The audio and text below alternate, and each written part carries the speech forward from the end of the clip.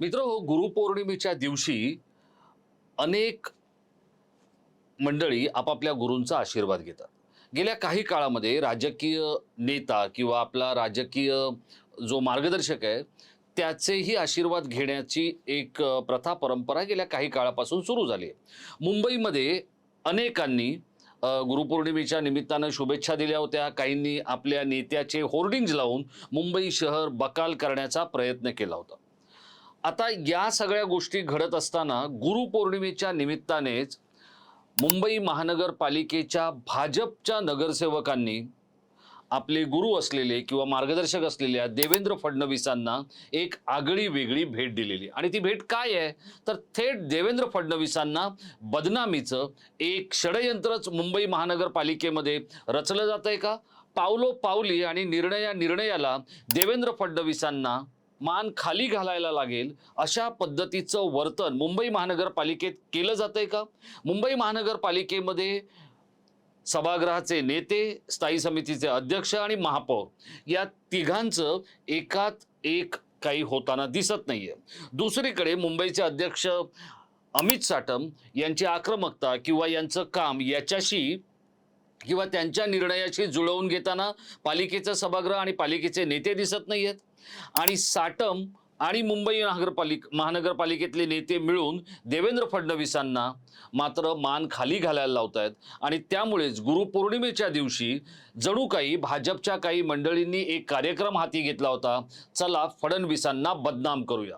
काय आहे हा सगळा मामला, मी आपल्याला संक्षिप्त स्वरूपात सांगण्याचा प्रयत्न करणार आहे. नमस्कार मित्रहो, मी राजेश कोचरेकर आणि आपण पाहताय आपलं आवडतं न्यूज पोर्टल टाइम महाराष्ट्र. थेट, अचूक, बोल्ड, बिनधास्त, सगळ्यांशी मैत्री, तरी कुणाशीही त्या दोस्तीचा मुलाहिजा न बाळगता किंवा कुणाच्याही विरोधाला न जुमानता आपण काम करतोय. आणि यातूनच काही सामान्य नागरिकांचे प्रश्न आपल्यापर्यंत मांडत असताना महाराष्ट्राच्या राजकारणातलं बिटवीन द लाईन्स सुद्धा आपण आपल्याला समजावून सांगतोय. मित्रहो, मुंबई महानगरपालिकेच्या परिक्षेत्रामध्ये येणाऱ्या जवळपास 19,000 इमारतींच्या साठी एक निर्णय घेण्यात आला होता. आणि हा निर्णय होता ओसीच्या संदर्भातला, म्हणजे ज्याला आपण भोगवटा प्रमाणपत्र म्हणतो. कारण जर समजा तुम्ही घर खरेदी केलं तर तुमच्या इमारतीला जर ओसी नसेल तर भविष्यात तिचं पुनर्निर्माण अडकू शकतं किंवा तुम्हाला बँकेकडून कर्ज घेताना ते कर्जही मिळत नाही. हे जे भोगवटा प्रमाणपत्र आहे याला खूपच महत्त्व असतं तुमच्या आमच्या घराच्या संदर्भात. कारण याच्यावरच इमारतीची जी काही कायदेशीर मान्यता आहे किंवा राहण्याचे जे काही प्रमाणपत्र आहे हे अवलंबून असतं. आता या ओसींच्या संदर्भातला एक प्रश्न 2018 साली तत्कालीन खासदार जे होते भाजपचे गोपाळ शेट्टी हे नगरसेवक होते, मग आमदार झाले, मग मुंबईचे अध्यक्ष, खासदार, असं प्रचंड काम केलेला असा हा माणूस आहे. थोडंसं ते काहीतरी वेगळ्या पद्धतीनं करत कधी पक्षाला अडचणीत आणतात, कधी स्वतः अडचणीत येतात, पण काम मात्र ते मुंबईकरांचं करतात. पण याच गोपाळ शेट्टींनी हा जो प्रस्ताव आणला तो प्रस्ताव इतका सुंदर होता की तो एरवी लेफ्ट राईट न बघणाऱ्या देवेंद्र फडणवीसांना पण योग्य वाटला आणि त्यांनी याच्यावर काम सुरू केलं. पण तोपर्यंत निवडणुका लागल्या आणि देवेंद्र फडणवीस काही पुन्हा मुख्यमंत्री होऊ शकले नाही. 2019ला उद्धव ठाकरे झाले. साहजिकच या सगळ्या प्रकाराकडे दुर्लक्ष झालं, थोडा विलंब झाला. देवेंद्र फडणवीसांना संधी मिळाली 2022च्या नंतर. त्यावेळेला मात्र त्यांनी या सगळ्या गोष्टींमध्ये लक्ष घातलं आणि हा प्रस्ताव त्यांनी महापालिकेकडे पाठवला. कारण तिथून तो प्रस्ताव यायला पाहिजे अशी एक प्रक्रिया आहे. त्यासाठी त्याच्या आधी त्यांनी काय केलं, एक समिती नेमली. त्या समितीचं अध्यक्ष कोणाला केलं, तर मुंबईचे माजी अध्यक्ष आमदार आशिष शेलार यांना. कारण आशिष शेलार हे सुद्धा या नगरविकास आणि मुंबई महानगरपालिका परिक्षेत्रातल्या विकास कामांच्या बद्दलचा एक पुस्तकी किडा आहे. त्यांनी हा सगळा प्रस्ताव बनवला, त्यावरची कायदेशीर ज्या काय गोष्टी होत्या, खाचखळगे होते, त्याच्यावरती काम केलं आणि हा प्रस्ताव सरकारला सादर केला. सरकारने तो पुन्हा महापालिकेत पाठवला, कारण तिथून तो स्टँडिंग कमिटीकडे जाणार आणि स्टँडिंग कमिटीमधून तो महापालिकेच्या सभागृहात येऊन पुन्हा तो सरकारकडे जाणार, असा त्या प्रस्तावाचा प्रवास होता. पण हा प्रस्तावाचा प्रवास सुरू असतानाच भाजपचे जे सभागृह नेते आहेत गणेश खणकर, या गणेश खणकरांनी याची लगोलग एक पत्रकार परिषद आणि प्रसिद्धी मोहीम राबवून टाकली की या सगळ्याच्या गोष्टी मीच केल्या आणि मीच आणल्या. आता खणकर हे पक्षाचे निष्ठावंत कार्यकर्ते, ते राहतात पश्चिम उपनगरात, त्यांचा वॉर्ड क्रमांक आहे 7 आणि तिथे ते चांगलं स्थानिक पातळीवर काम करत होते. त्यांना पक्षाने संधी दिली, त्यांना स्वीकृत नगरसेवकही केलं होतं. 2 वर्ष ते स्वीकृत नगरसेवक होते, प्रवक्ते होते. पण माझं ठाम मत आहे की गणेश खणकरांची काहीतरी गल्लत होते. आणि ती गल्लत काय आहे तर बऱ्याच वेळेला तळागाळात आपण काम करतो, खूप विषय असतात, कधी सहकाराचा असतो, कधी नगरविकासचा असतो, कधी मलनिस्सारणाचा असतो, कधी बांधकाम क्षेत्राचा असतो, कधी वन खात्याचा असतो, कधी पाणी खात्याचा असतो, कधी वाहतूक विभागाचा असतो. हे सगळं एका माणसाला नाही कळू शकत हो, कारण इतकं गुंतागुंतीचे विषय असतात की ज्याचं नाव ते. आजही प्रवीण दरेकर असतील किंवा आशिष शेलार असतील किंवा प्रभाकर शिंदे असतील, अगदी ठाण्यामध्ये गेलं तर प्रताप सरनाईक असतील, एकनाथ शिंदे असतील, ही अनेक अशी मंडळी आहेत की जी सतत दक्ष असतात. आपला विभाग, आपल्या विकासाबद्दल वेळोवेळी ते अधिकाऱ्यांना विचारतात, अधिकाऱ्यांचं मार्गदर्शन घेतात. पण गणेश खणकर हे असे नेते आहेत की जगातलं सगळं नगरविकास आणि महापालिकांचं ज्ञान त्यांना आहे, ते कोणालाच विचारत नाहीत. पण तिथेच त्यांची गल्लत झाली आहे. गल्लत अशी झाली आहे की ते कोणाला विचारत नाहीत म्हणून त्यांना कोणी सांगत नाही, आणि त्यांना कोणी सांगत नाही म्हणून ते इतकं मोठं ब्लंडर करून ठेवतात की ज्याचं नाव ते. आता हा जो ओसीचा जो प्रस्ताव आहे, तो प्रस्ताव गेले जवळपास महिना दीड महिना पडून होता, आणि तो ज्या वेळेला महापालिकेच्या पटलावर आला त्यावेळेला काय झालं तर स्वीकृत नगरसेवक असलेल्या प्रवीण छेडा यांनी याच्यावरती आक्षेप घेतला. आता ही जर ओसी किंवा हे भोगवटा प्रमाणपत्र जर मिळालं मुंबईकरांना, किती इमारती आहेत माहिती आहेत का मित्रो? 19,000 इमारती आहेत.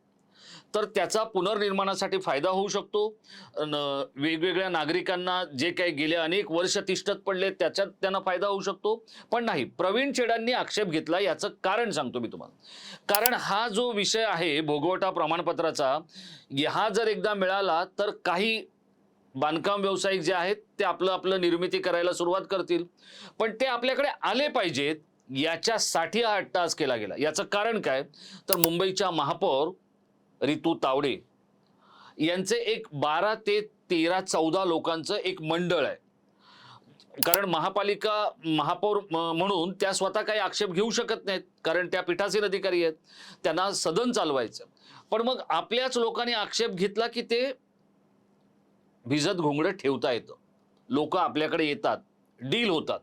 आता मोठी शेकी मिरवत भाजपचे नेते काय म्हणतात की आम्ही स्टँडिंग मधलं अंडरस्टँडिंग बंद केलं. हो, खरं आहे ते. आता स्टँडिंग कमिटीमध्ये अजून आर्थिक देवाणघेवाण होत नाहीये. हा, पण याचा अर्थ असा नाहीये की आता तिथे काही होत नाहीये. भाजपचा प्रयत्न कसा असतो, आधी राष्ट्र, मग पक्ष आणि मग मी. मुंबई भाजपमध्ये काय चाललेलं आहे किंवा मुंबई भाजपच्या महापालिकेमध्ये काय चाललेलं आहे, आधी मी, मग पक्ष आणि त्याच्यानंतर मग महापालिका किंवा मुंबईकर, असा जो काही विषय या सगळ्यांनी करून ठेवलेला आहे. त्याच्यामुळे देवेंद्र फडणवीसांची पावलोपावली बदनामी होते. आता मुंबईकरांच्या ओसीचा प्रस्ताव येत नाहीये का, तर त्याला प्रवीण छेडांनी आता आक्षेप घेतला.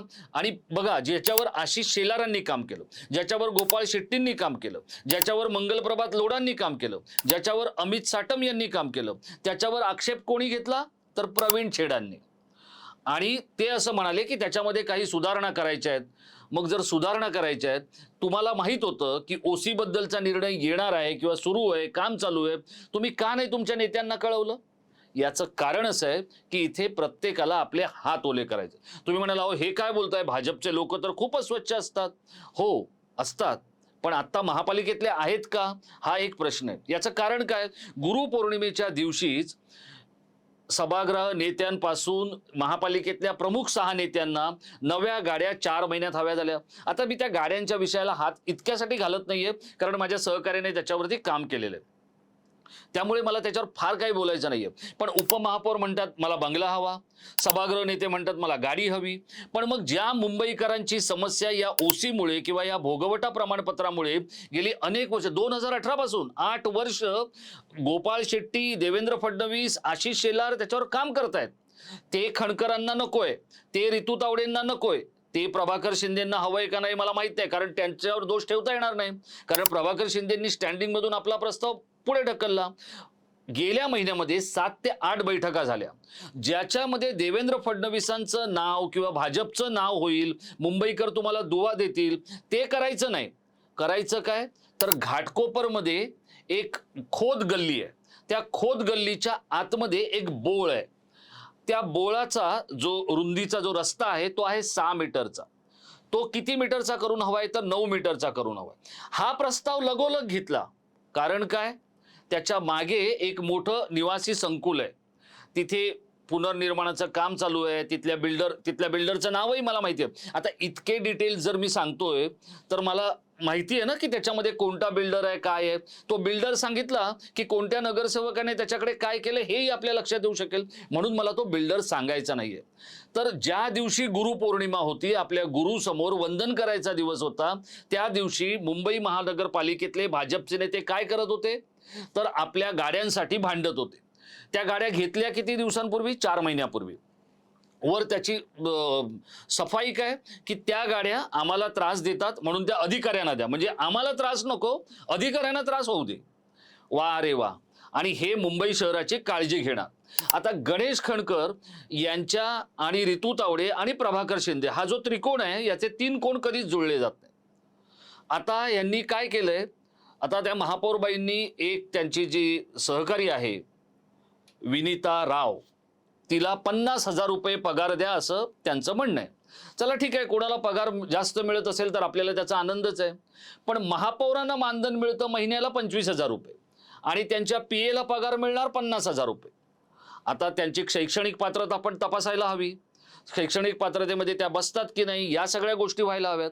याचा परिणाम ते करायला अधिकारी तयार नव्हते, कारण अशी काही महापालिकेमध्ये परंपरा नव्हती किंवा असं काही केलं जात नाही. नियम तोडायचे, नियम वाकवायचे आणि आपला फायदा काढायचा, एवढा सध्या तिथे प्रयत्न सुरू आहे. आणि ह्याच्यात काय फक्त एकटे भाजपचे लोक नाही आहेत, शिवसेनेच्या लोकांनी सुद्धा काय केलंय, म्हणजे शिंदे सेनेच्या लोकांनी सुद्धा काय केलंय तेही अचंबित करणार आहे, ते सुद्धा मी सांगणार आहे. फक्त या व्हिडिओची लांबी वाढेल म्हणून मी तो आत्ता विषय घेत नाहीये. पण रितू तावडेंना आपल्या पीएला 50,000 रुपये पगार द्यायचा आहे, तर तो पालिकेच्या चौकटीत बसतो का, यासाठी परवानगी घेतली गेली आहे का? कारण काय आहे की मुंबईचा महापौर बंगला जेव्हा शिवाजी पार्कला होता त्यावेळेला या बंगल्याचा वापर महापौरांपेक्षा ठाकरेच अधिक करायचे. मग तिथे असलेलं खाणं पिणं, तिथली कोल्ड कॉफी, तिथले सँडविचेस, तिथल्या इतर सगळ्या गोष्टी, याच्यासाठी शिवसेनेनं वेगळे काही घटक तयार केले होते जे त्याची काळजी घ्यायचे. असं भाजपला करता का येत नाहीये? महापालिकेचाच पैसा किंवा मुंबईकरांच्या करातला पैसा तुमच्यापेक्षा तुमच्या पीएचा पगार वाढवण्यासाठी का मुंबईच्या महापौर देत आहेत? बरं, हे करण्यासाठी जो चिटणीस विभाग आहे, पालिका चिटणीस विभाग जो आहे, तिथे आहेत मनोज कांबळे.